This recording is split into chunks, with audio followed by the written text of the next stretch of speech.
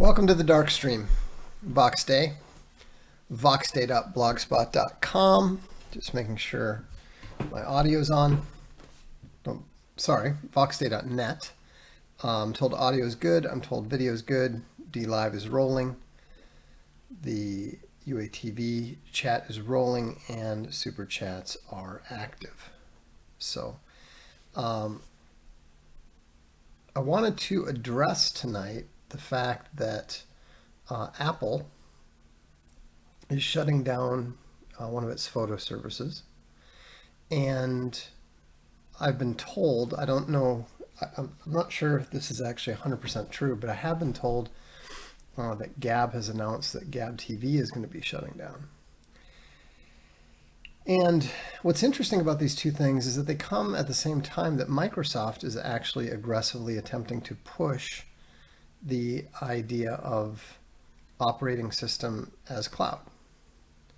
You know, they want to try to make Microsoft Windows similar to Chrome OS.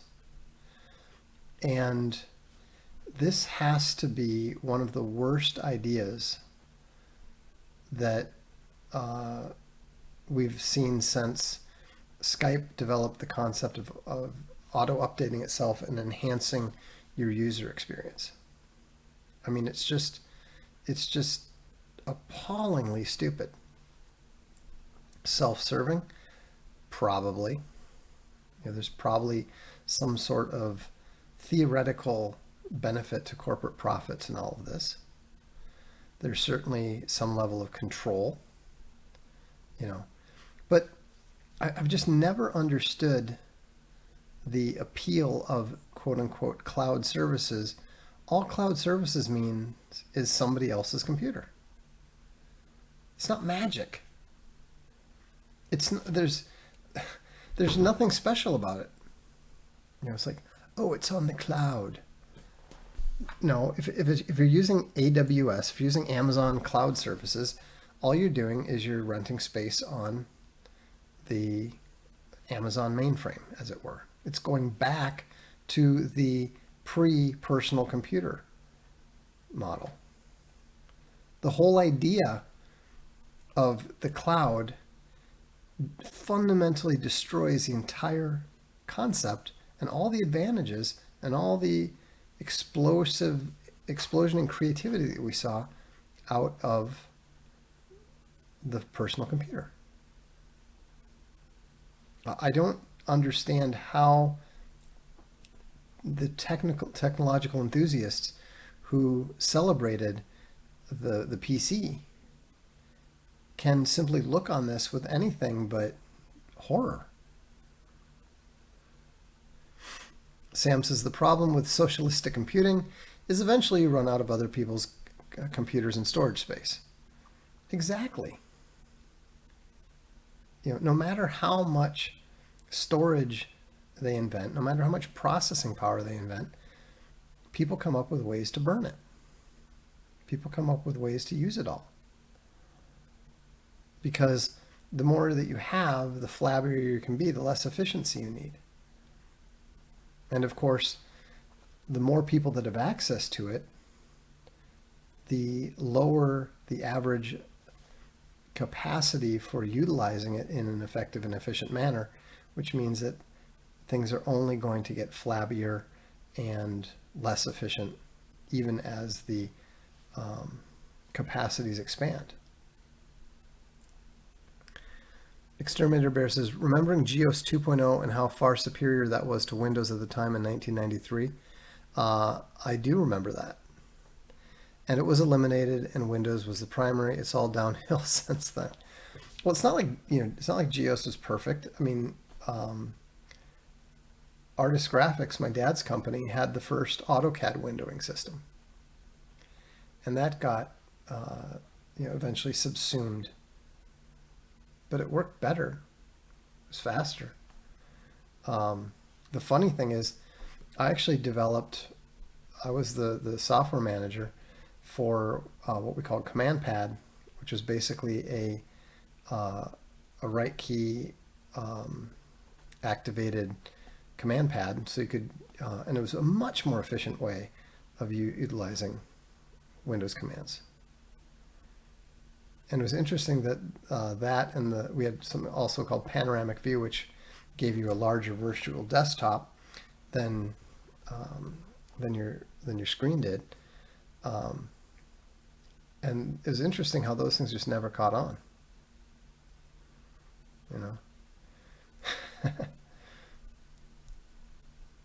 Yeah, operating system as a service model sounds very 2024.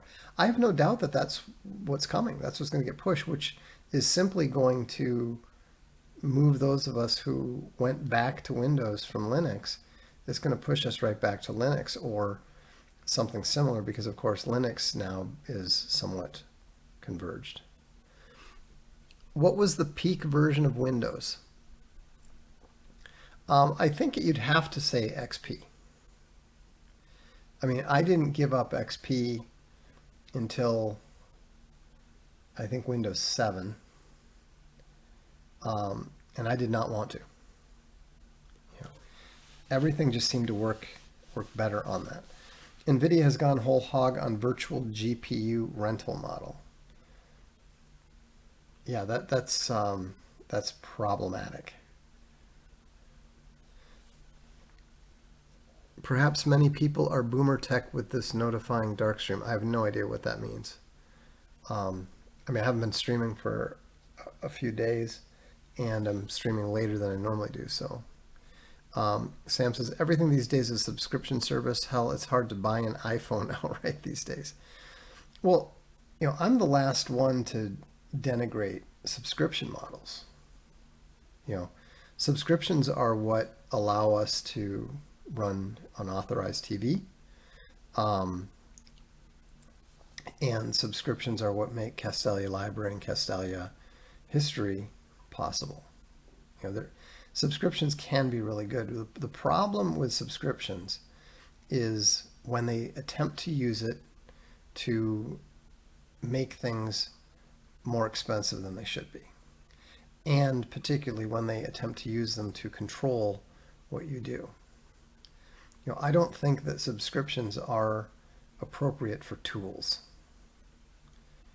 You need to be able to use your own tools. The DLive is very good with notifications. That's good.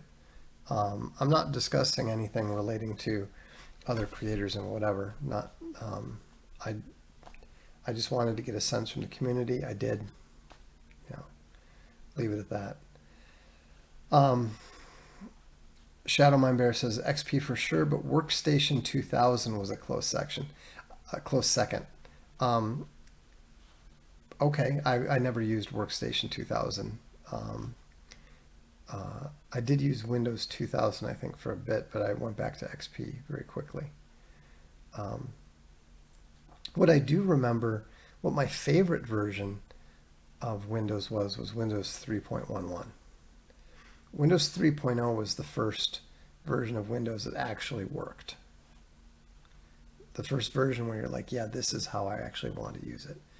All the other stuff, all the previous, because in my business at the time, because we were in, graphics acceleration, Windows was a big deal. Windows was very, very exciting. If you're in the business of making graphics accelerators, because Windows accelerators were actually a thing for a few years there. And when you look at Windows 3.0, it was the first time that it really allowed you to do what you wanted to do, what the Windows systems had promised you to do. And then 3.11 was better because that's when the networking actually worked. We had to teach ourselves DOS-based networking because that's how we played Doom. You know, the first time that that network Doom became available, you know, we went out and bought Ethernet cards and taught ourselves Ethernet and got everything installed and working, and then just played until dawn. We weren't very useful at work the next day, that's for sure. John Bradley says they have no right to control what you do on your PC, but as soon as you're using web-based apps on their servers, then they do. That's exactly right. And that's why you can't go along with it. You know, I mean, this is one of the reasons why I pay cash all the time. You know, I mean, I'm perfectly capable of using the smartphone services and using a credit card or all that sort of thing. Just don't go along with their promised efficiency. When you do, you help further the system of command and control. And it's a mistake. It's not worth it. There's no amount of convenience that is worth building that system, helping them build that system. You know, I mean, no one should ever, unless you're ordering something online, which is in that case you have to, you're doing an electronic transaction, you have to do electronic payment. That's fine. But at no point should you go to a store and buy a soda or go to a bar and buy a beer and something and pay for it using anything but cash. And in no way should you ever make use of software as a service. You know, it's a mistake. It's encouraging the wrong thing. Berserker Bear has no idea what he's talking about. Quake must have been a ripoff of Doom, though Wolfenstein always gets that nod. Berserker Bear, you literally have no idea what you're talking about. Wolfenstein 3D, Doom, and Quake were not only all made by the same technical team, they were designed by the same, they're all designed by John Romero. And John Carmack wrote the code for those games.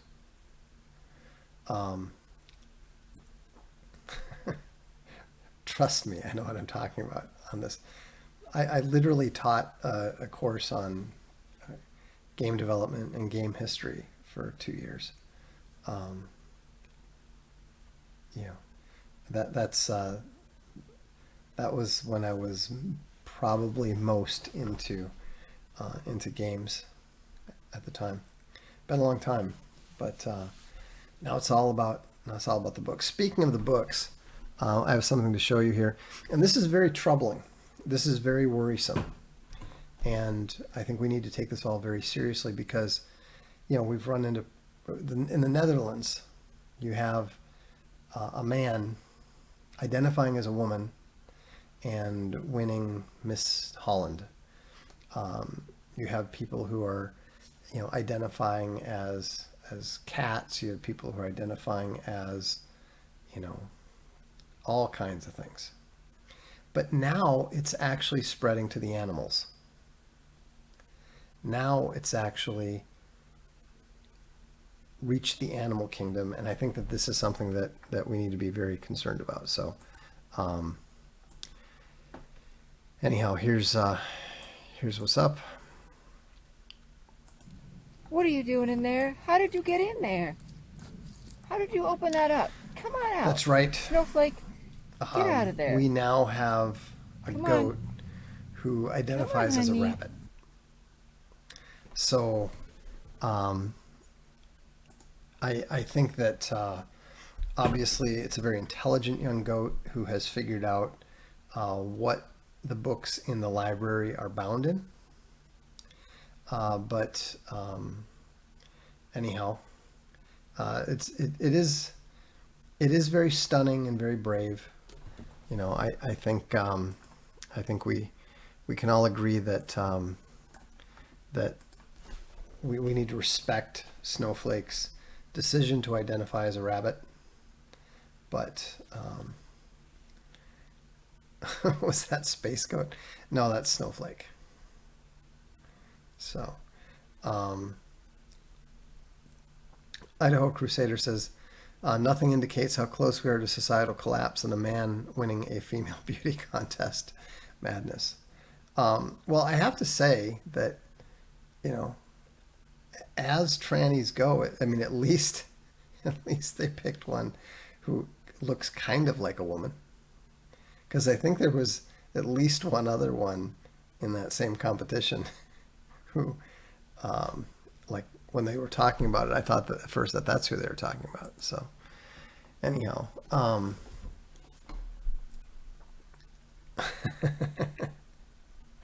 rabbit of the year, but has been a rabbit for a full year. Yeah, we'll have to let Snowflake know that she hasn't been a rabbit long enough to qualify for rabbit of the year. But Veritas says, "Stop the spread, turn her into books." Yeah, that's not going to happen. I have been informed very, very strongly that we're not allowed to turn those goats into books. So, anyhow, you know, the thing is that most of the time you don't need these services. Now, sometimes you do. You know, like I still use the old Adobe that I had back in the day, the old Photoshop. There's nothing that I need that is in the newer Photoshops. However, for the people that are doing more sophisticated stuff, you know, there is a need to use Illustrator, the new Illustrator. There is a need, you know, and there is something to be said for being able to access the new features. And even back in the days before software as a service, you know, AutoCAD and 3D Studio, 3D Studio in particular, were really bad for almost forcing your upgrades. You know, they forced them because they came out with these great new features that you absolutely had to have, and you know, the upgrade path was pretty expensive. There wasn't that much advantage to having owned the previous copy. And so, you know, now we're at the point with the service thing that it does you no good whatsoever. I find it interesting that the open source community has not taken better advantage of this. You know, why is GIMP still so much less useful than Adobe? Why are some of the competitors still much less useful? I mean, it's funny because you know, the old Photoshop that I've got, I can do certain things no problem that I simply don't know how to do on some of the competitive softwares. Sam Freeman sends the first super chat. He says, "Thank you, Sam. Italian goats, but no Idaho goats. Such bigotry, Box Day. How dare you, sir?" Look, we're leather elitists. We're not only using Italian goat skin, but we are actually waiting to receive our new and more elite Italian cowhide and Italian calf skin, which we are currently reviewing for use with Castelia History and Castelia Library. And in fact, we just found out today that we've been paying more than we needed to basically we're having the wrong people cut the goat skin. And so that's one area that we're going to address. So I think what you're going to see is the quality of the cowhide books doing better. I think you're going to see the quality improving. We want to, both with the bindery and with what we're doing in the States, we want to improve the quality of our books. And so I think you're going to start seeing that in the next 6 months, hopefully sooner. I know if any of you got your, I sent out 2 mailing list emails today, one to the library subscribers and one to the Leather Books group, which the history people get. But we've announced now both Castalia History doing the Cambridge Medieval History, Volume 1, and War and Peace for Castalia Library.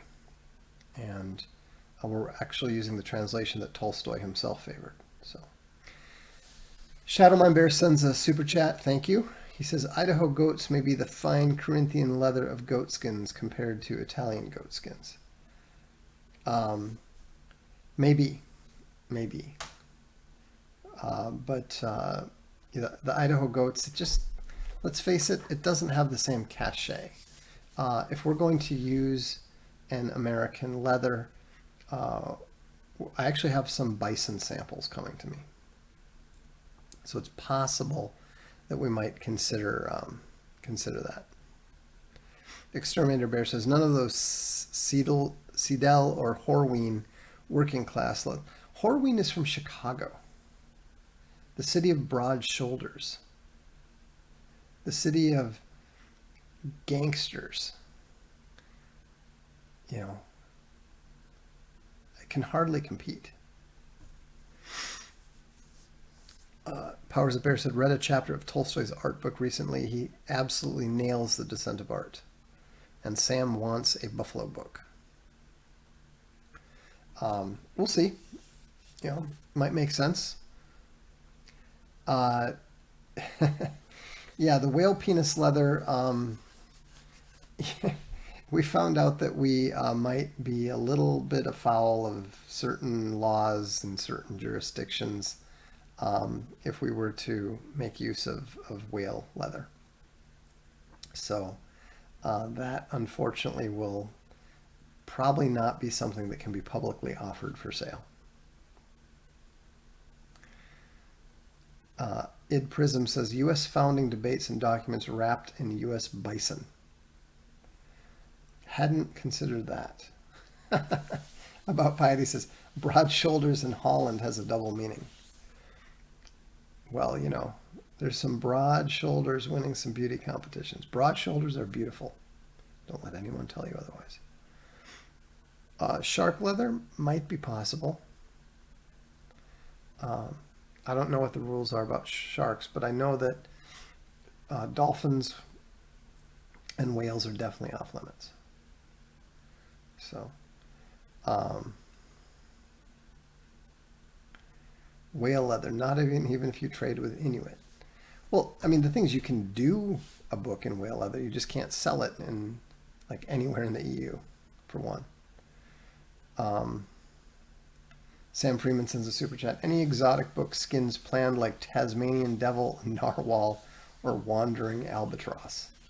No, we're not planning anything too crazy.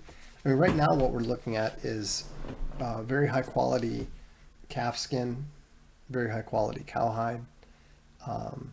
Obviously, we're already doing the goat skin. I don't see how gator would work. Ostrich skin, I'm not interested. Kangaroo skin's too expensive. I was surprised how expensive kangaroo skin is. But, the nice thing is that now that we have the bindery, we can actually test this stuff out by binding the book ourselves. So it makes the whole thing just much, much easier to experiment with, test with, etc., etc. And that reminds me of something that I wanted to mention and advise, is that it's really irked me over the past couple weeks to see the absolutely retarded way that people are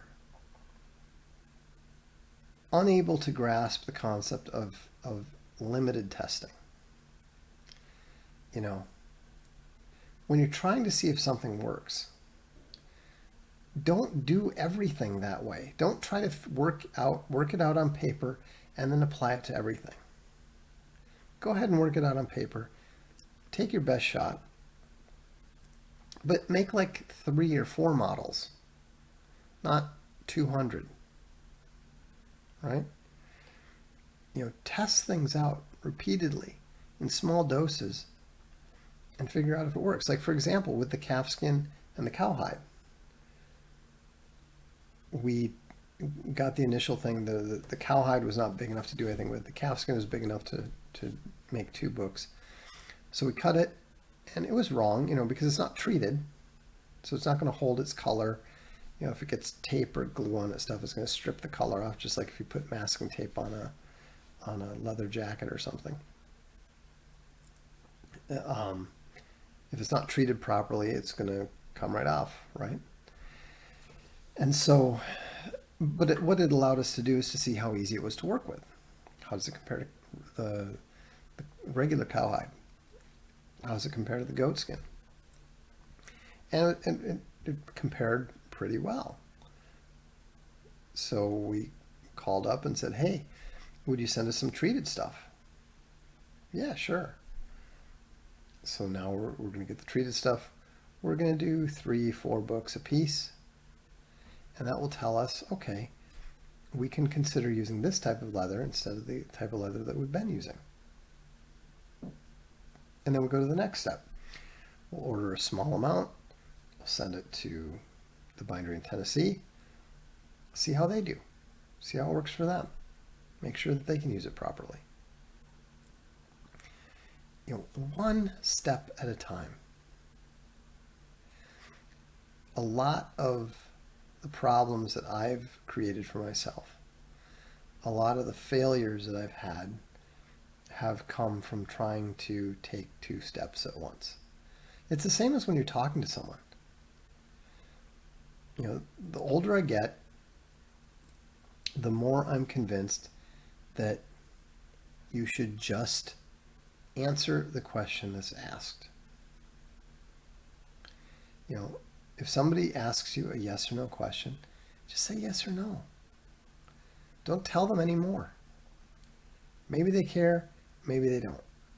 Usually, in my experience, they don't. A nice super chat from P.O. Bear, thank you. He says, like the pop-up chat thing, high five to whoever implemented it. Yeah, the UATV devs did that. They're doing good work. So, one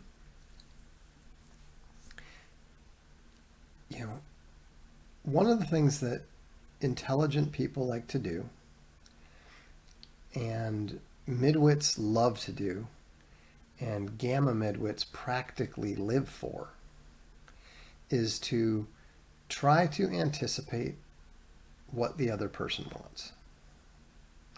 Now, most of the people that I work with have learned not to do that, because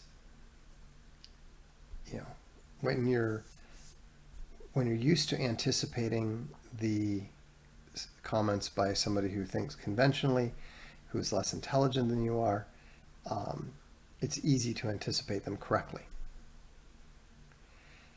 It's very, very difficult to anticipate somebody who's either an original thinker or more intelligent than you are. Even worse if it's both. And so what you end up doing is basically looking like a jackass, wasting time, and irritating the other person all at once.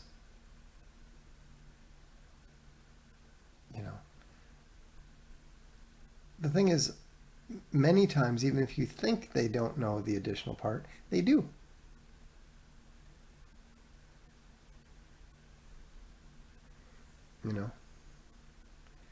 Just answer the question that's asked. The thing that's particularly maddening is when you ask a question and you get this long response that's trying to anticipate what you're going to say, and then they don't even answer the question.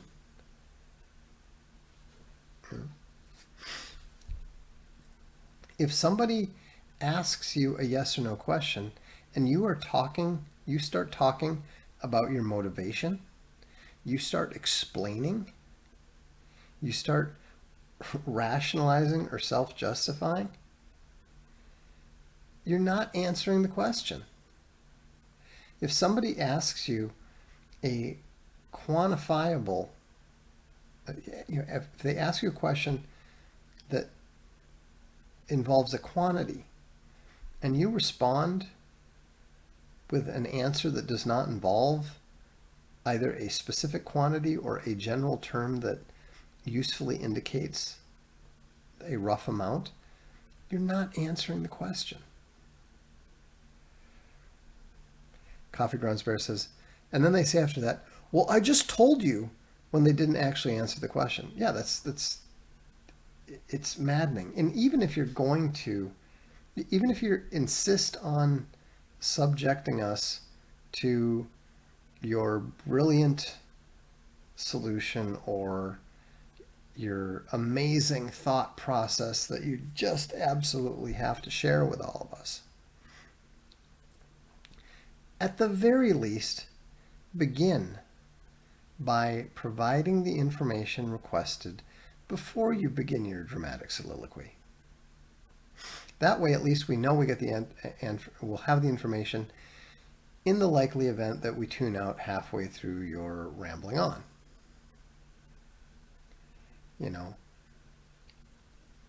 I mean,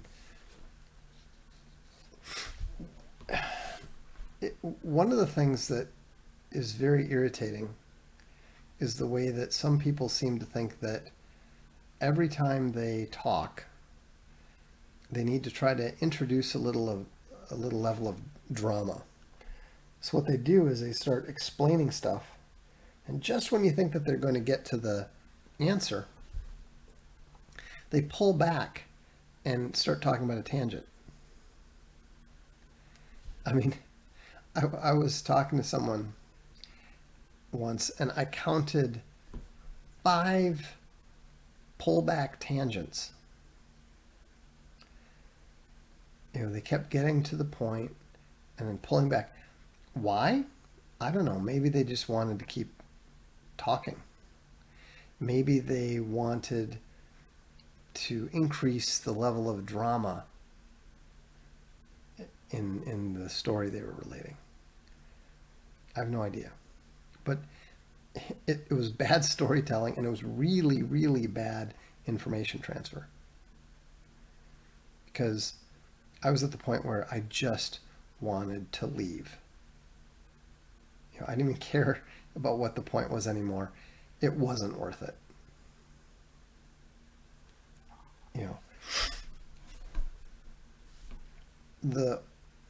The older that I get, the less tolerant I am of just the nonsense chatter, and the more I really appreciate efficiency in communication.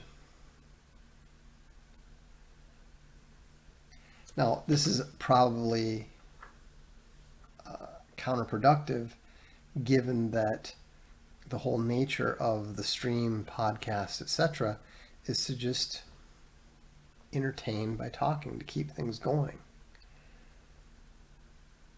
But I'm just not that interested in taking any more time than is necessary to communicate the point I'm trying to make.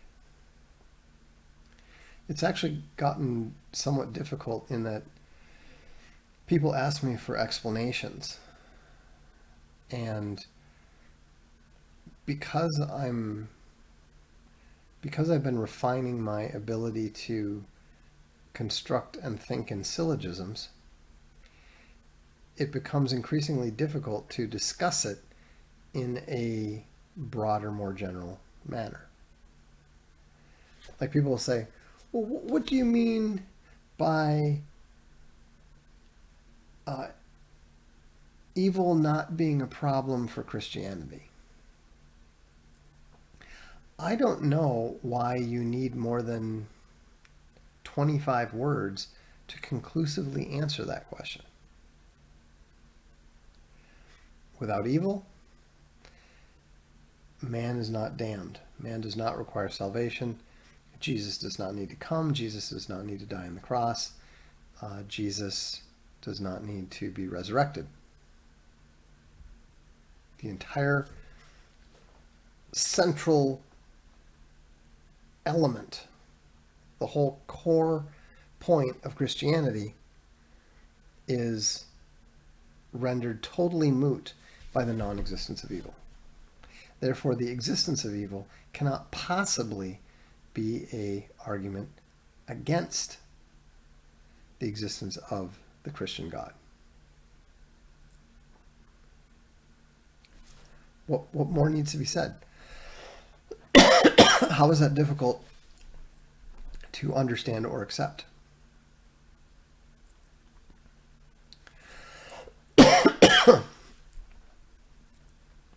Coddington Bear says, never a good sign if by the end of their answer you forgot your original question. And Sam points out that that's true of every Jordan Peterson interview. Yeah, the about piety might have a point. I think people feel some level of pain if they have to directly answer questions. Well, the thing is, there's definitely a pleasure that everyone derives from talking. Everyone likes to talk. Everyone likes some attention.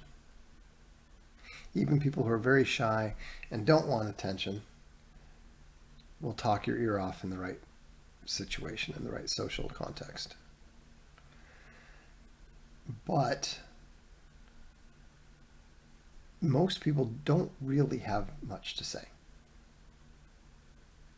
I mean, you know, people don't have much to say when they keep repeating the same thing, or when they run from person to person to person to person, telling them all the same thing.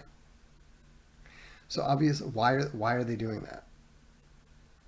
Well, they must be deriving some pleasure from the act of talking. You know, I find myself often when I'm dealing with a technical person or an engineering person, telling them to stop. Just stop. I ask a question, they answer it, and then they want to go on to explain, well, you know, just in case you don't understand this. I'm like, I do understand it. Stop. Or, I don't understand it, but I don't care, and I don't need that information. I mean, I think good social communications etiquette demands respect for the other person's interest in the information you have to offer. You know, it's one thing if you guys are going out of your way to log on, to listen to this stream, and pay some attention to what I'm saying. Presumably, you have some interest in it, or you wouldn't bother. But I think it would be very poor social etiquette if I was to start to notice that you had logged off and then called you up and started talking to you and telling you about various permutations and tangents from the subject that we've been talking about on the stream. You know, Powers of Bear says, I can feel technical intellectual words beating down my soul when my eyes start to glaze over. Yeah, exactly. Pragmatic Troll says, as a project manager, I learned to recognize that people almost never answer the actual question. It is interesting how infrequently people do answer the actual question. what one thing that I find frustrating is people that can't pay attention to what you're telling them long enough to A, shut up while you're talking. Like, I'm literally giving you instructions. So don't try to guess what the next instruction is going to be. Don't try to interrupt and start telling me what you think about the first step in the instruction. Just shut up, get the entire thing down, and then you'll know it all. I mean, it's kind of funny because I had a conversation, and to their credit, we'd come up with a plan. I told them what the plan was, and then they started, for whatever reason, they started summarizing or repeating a summarized version of the plan back to me, and it went awry. And I just said, no, that's not what we're going to do. You know what you need to do.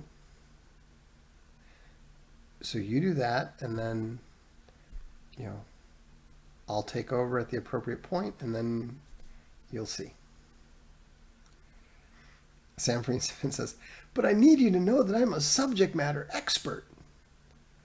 Yeah, I think people would be a lot less concerned about feeling the need to let us know if they had any understanding of what that signifies to those of us who understand what subject matter expertise tends to indicate about you. Because there's nothing wrong with expertise. But if you can be reasonably described as a capital S subject, capital M matter, capital EXPERT expert, you're probably dealing with some things. You're probably dealing with some social challenges that you'd be well advised to think about rather than to just keep going down that path.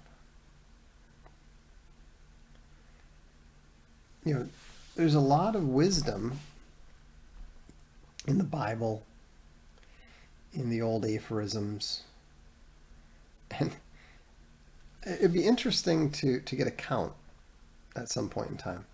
How many times does the Bible tell you to just shut up? How many times does the Bible tell you, stop babbling? Exterminator Bear says, my friend and her mom always cut off my last word while I'm talking to them to say it for me. It's quite exhausting. Yeah, I mean, there is a female form of conversation where they talk over each other. And I think that it's probably not just appropriate, it's probably desirable in those contexts. I think, that's where you get the word conversational flow. This person is talking, then this person is talking, then this person is, there's this constant interweaving of talking. If you're around any group of women, especially, teenage to 20-something girls, you'll see that they, at times, all of them will be talking at the same time. Coddington says it's less of a conversation, more of an awkward relay race. Well, there's two different forms. There's one where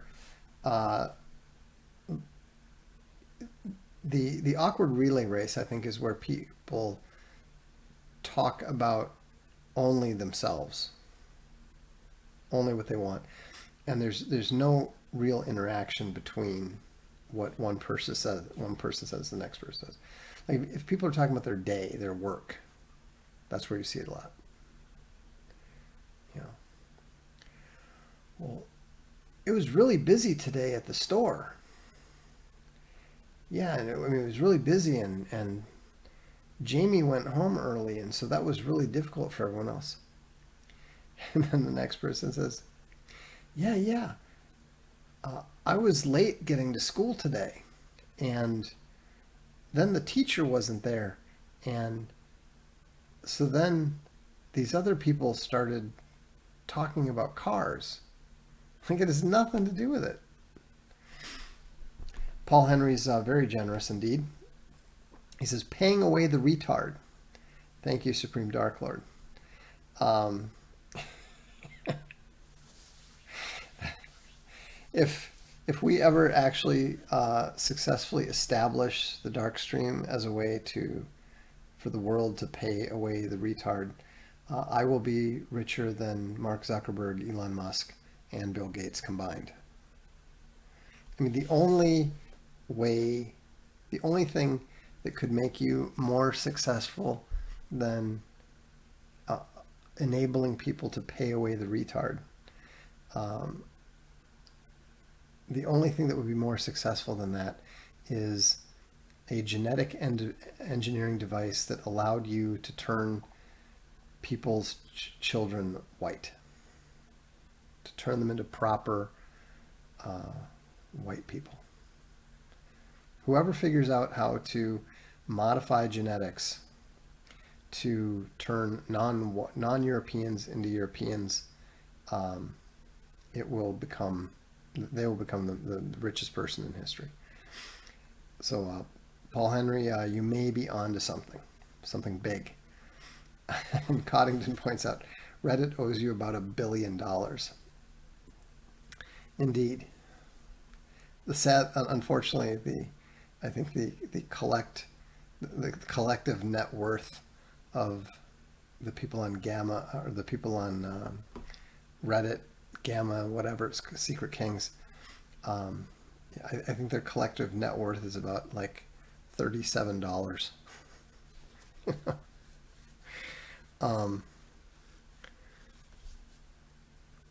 Which makes it tough, you know. How are you going to pay away your retarder if you have no resources? That reminds me of something totally unrelated. Let me tell you about it. Here's the thing. If you have something interesting to say, everyone will listen gladly. If you are talking about a subject in which people are interested, they will listen gladly. If you're a good storyteller, people will listen gladly. If people are not listening gladly, if they're not listening voluntarily, probably shouldn't be talking.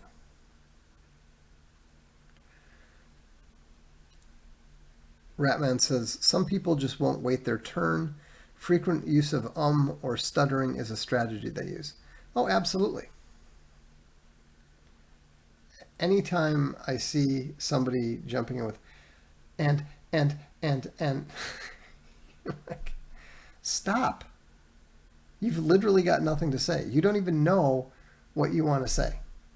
You just want the stage. Well, you know what? You don't want the stage because you're not ready for it.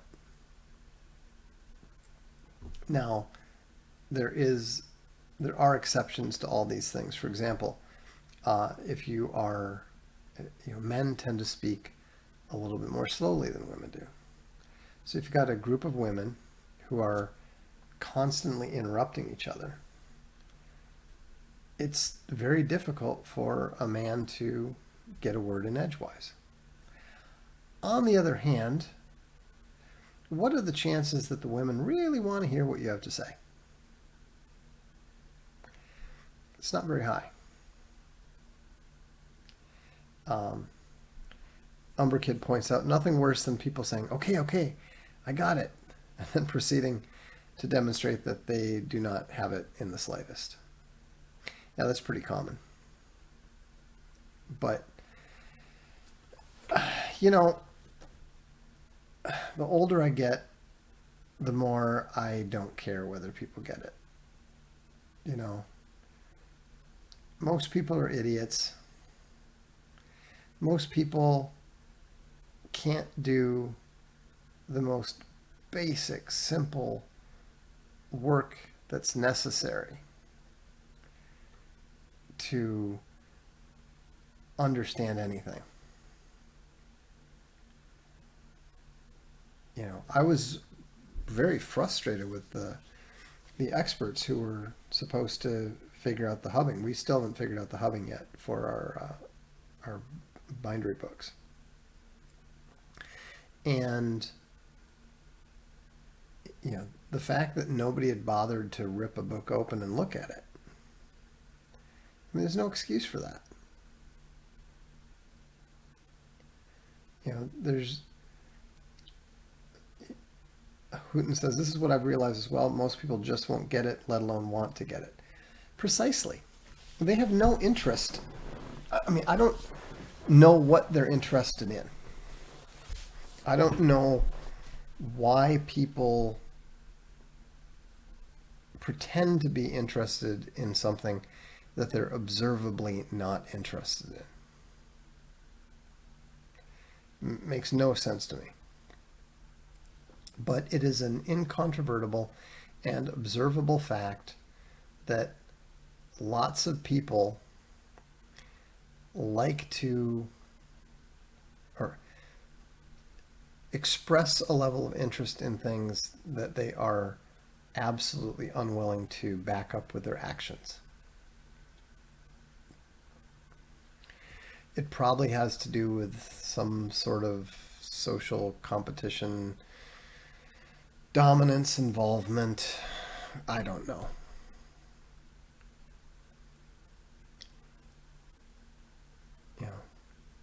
I get why it can be difficult listening to people, especially if you do know where they're going. Speech is a very, very poor form, is a very inefficient form of communication.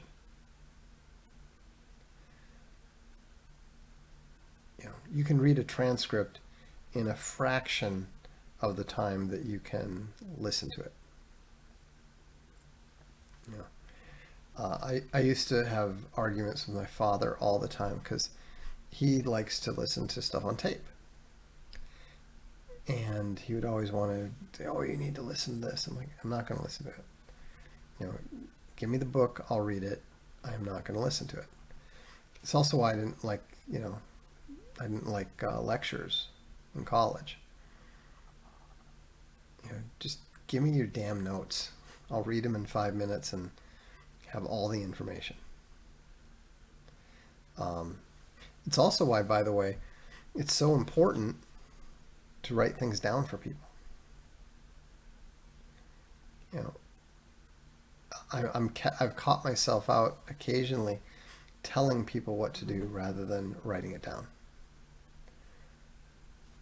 If you don't write it down, the order doesn't exist because you can't refer to it. You can't check to make sure that you gave them correct instructions. You can't be sure that you gave them any instructions. There's a form of communication a lot of guys have. I think it's more on the technical side, but I think it's less about technical, non-technical. I think it's more about personality and maybe being conflict avoidant. But I noticed that it's pretty common for people to think that they're giving an order by expressing a wish. But that's not. One time when we were developing games, I remember the producer said, or expressed wishes. And I said, how many of you feel like you know what your action items are? And nobody raised their hand. I said, dude, you didn't tell anybody what to do. You just expressed that various things would be desirable if they happen to happen. At no point were you telling Hey, you do X. Hey, you do Y. And it's even better to write those things down.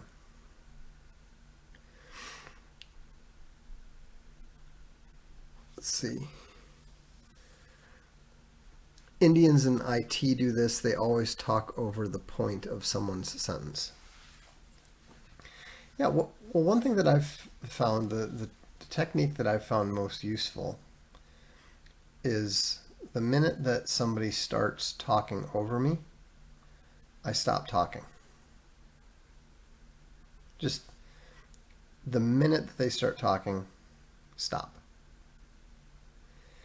And what's funny is that usually by the second time they do it, they realize that what they're saying doesn't even make sense and isn't what you were going to say. And so if they need the information that you have, they realize they have to shut up and listen. And so that's a technique that I would recommend because people will learn. You just stop. And then they can't. It's like, good luck. Go ahead and guess. Powers of Bear says the pause must continue when they stop too. Oh yeah.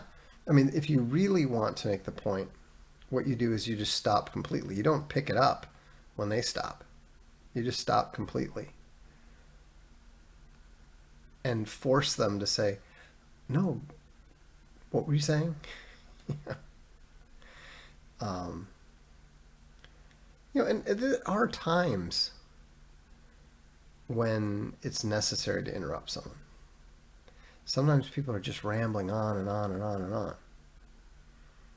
You don't have to be rude about it. You don't have to be harsh about it. You can just say, hey,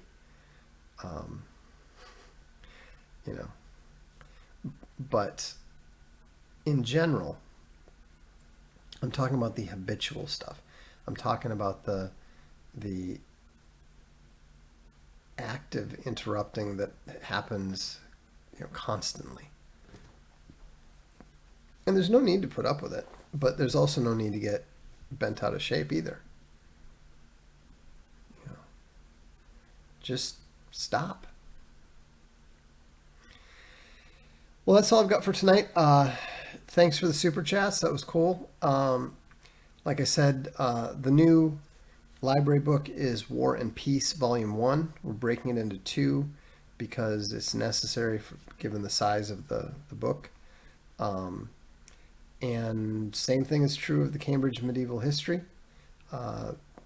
So Cambridge Medieval History Volume 1 is the July, August, September book for Castelia history. There will be a meme stream soon. We can do one this week. And everyone have a good evening. I'm Vox Day, and this is the Darkstream.